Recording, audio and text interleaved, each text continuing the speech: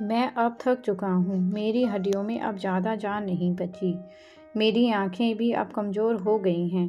मेरा दिल अब बहुत कमज़ोर हो गया है क्योंकि आज इनमें उन इंसानों को खो दिया जिनकी वजह से ये धड़कता था।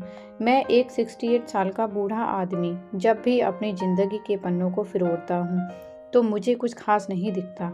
मेरे पास कुछ भी ऐसा नहीं जिसे याद करके मैं अपनी ज़िंदगी पर नाज़ कर सकूँ।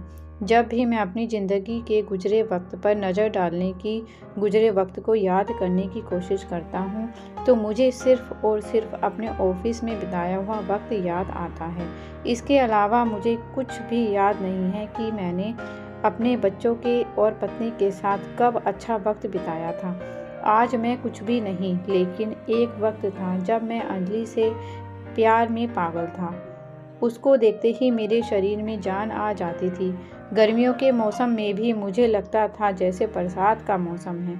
मैंने अंजलि से ज़्यादा खूबसूरत लड़की कभी नहीं देखी थी। बहुत जल्द हमने शादी कर ली। मुझे गर्व था कि अंजलि बहुत अच्छी माँ और पत्नी है। उसने बच्चों का बहुत अच्छे से ध्यान रखा। लेकिन हमारा प्यार शादी के 2 साल बाद कहीं खो गया। मेरा काम मुझ पर हावी होने लगा था। हर वक्त मुझे काम की चिंता रहती थी। अंजलि भी बच्चों में बहुत बिजी रहा करती थी। हम दोनों जैसे एक दूसरे के लिए टाइम ही नहीं निकाल पाते थे। लेकिन अंजलि का वो सुबह मेरे लिए चाय बनाकर देना नहीं बदला। वो उसका प्यार जताने का अपना तरीका था। लेकिन मैंने कभी गौर ही नहीं किया। उस वक्त भी मैं अपनी फ़ाइल में ही बिज़ी रहता था। शादी के 43 साल बाद अंजलि की ब्रेन ट्यूमर की वजह से मौत हो गई। वो अक्सर कहा करती थी, मेरे सर में दर्द रहता है, और मैं उसे सिर दर्द की दवाई दे देता था और कहता था कि ठीक हो जाएगा। हॉस्पिटल के बेड में अंजलि कई दिनों तक मौत से लड़ती रही, लेकिन अंत में हार गई।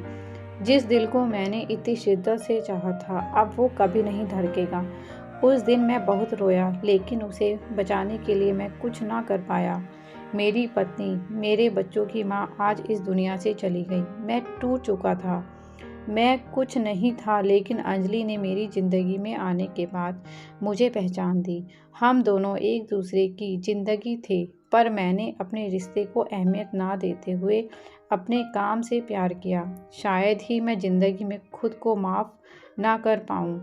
उसके जाने से पहले मैं उससे कहना चाहता था कि अंजलि, बस एक दिन के लिए वापस आ जाओ, ताकि मैं उससे माफ़ी